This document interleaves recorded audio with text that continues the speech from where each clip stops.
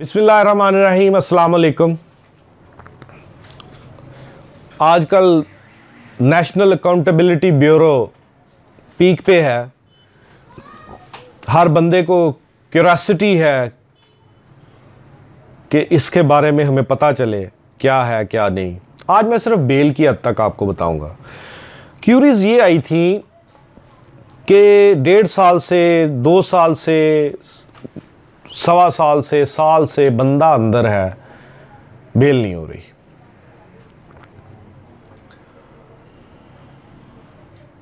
Bell का concept नैब में नहीं है, लेकिन इसका मतलब यह भी नहीं है कि बेल होती नहीं। बेल 2 बुनियादों पे, अगर आपका मेरिट पे केस है बेल हो जाएगी, अगर मेरिट पे नहीं है बेल खारिज हो जाएगी। दूसरी है ताखीर। अगर ताखीर ऐसी है जो कि मुल्ज़म के ज़ुम्मे नहीं डाली जा सकती किसी भी तनाज़र में, और वो ताखीर प्रोसिक्यूटर की जानिब से की जा रही है, वो ताखीर अदालत की जानिब से की जा रही है, तो फिर आपकी ये प्ली कंसिडरेबल है। मेरिट पे बेशक आपका सुप्रीम कोर्ट तक बेल खारिज हो चुकी है, लेकिन अगर ताखीर आपके ऊपर नहीं है तो फिर बेल हो सकती है। विजडम कहां से ड्रॉ किया गया? सेक्शन 16 है national accountability bureau, national accountability ordinance 1999 का, सेक्शन 16 सब सेक्शन 1।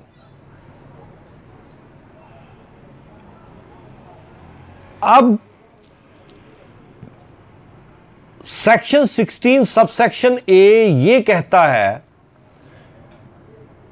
कि trial court after taking cognizance 30 दिन के अंदर अंदर ट्रायल को कंक्लूड करे। वर्ड जो इस्तेमाल किया गया है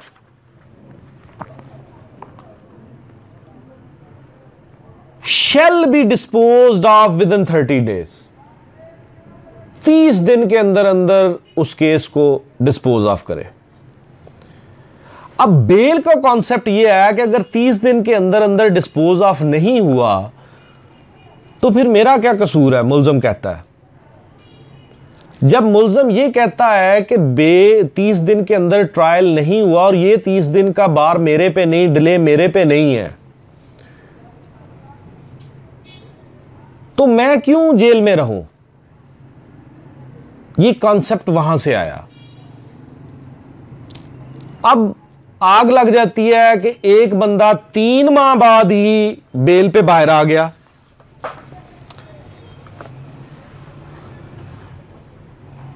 एक आग लगती है कि जनाब एक बंदा 2.5 साल से है वो बाहर नहीं आ रहा।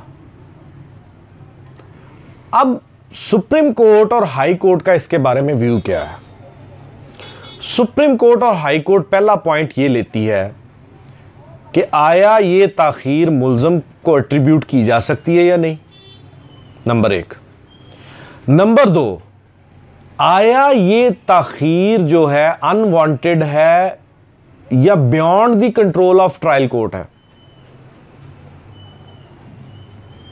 अगर तो वो ताखीर ट्रायल कोर्ट के इख्तियार में ही नहीं है, प्रोसीजरल ताखीर हुई जा रही है, कोई रिपोर्ट्स आनी है, कोई इन्वेस्टिगेशन है, कोई इंक्वायरी है, कोर्ट मुल्ज़म के कहने पे ही कह देती है कि ना आप ये इंक्वायरी करो, ये सारा सिलसिला कार करो, तो इसका मतलब ये ताखीर अदालत के इख्तियार में नहीं है। और अगर ताखीर अदालत के इख्तियार में है कि वो ताखीर ना करे और फिर भी उसमें ताखीर होती है, तो फिर आपकी गुड ग्राउंड है। फिर यहां पे एक जनरल कॉन्सेप्ट लिया जाता है साइलों में।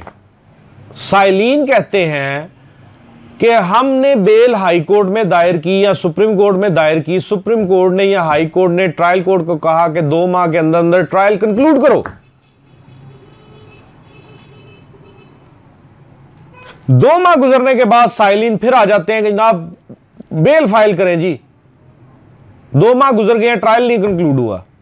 अब यहां पे समझने की बात है, आप साइलिन को इस बात को समझना चाहिए, किसी भी वकील के दफ्तर जाने से पहले, उसको कहने से पहले आप खुद समझें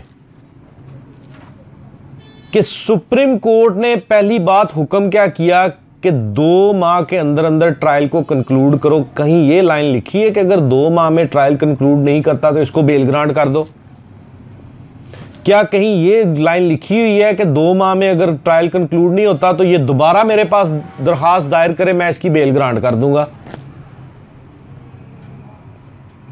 क्या ट्रायल कोर्ट ने अगर 2 माह की डायरेक्शन दी गई है तो उन 2 माह में अनवांटेड कोई एडजर्नमेंट दी?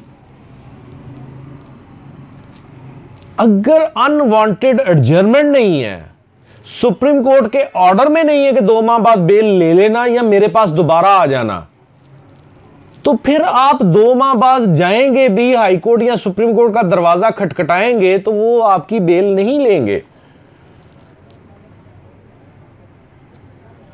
और अगर सुप्रीम कोर्ट या हाई कोर्ट के ऑर्डर में स्पेसिफिकली लिखा हुआ है कि 2 माह के अंदर अंदर ट्रायल कंक्लूड ना हो तो ये बेल ग्रांट कर दे या मेरे पास आ जाए, मैं ग्रांट कर दूंगा, तो फिर आप जा सकते हैं।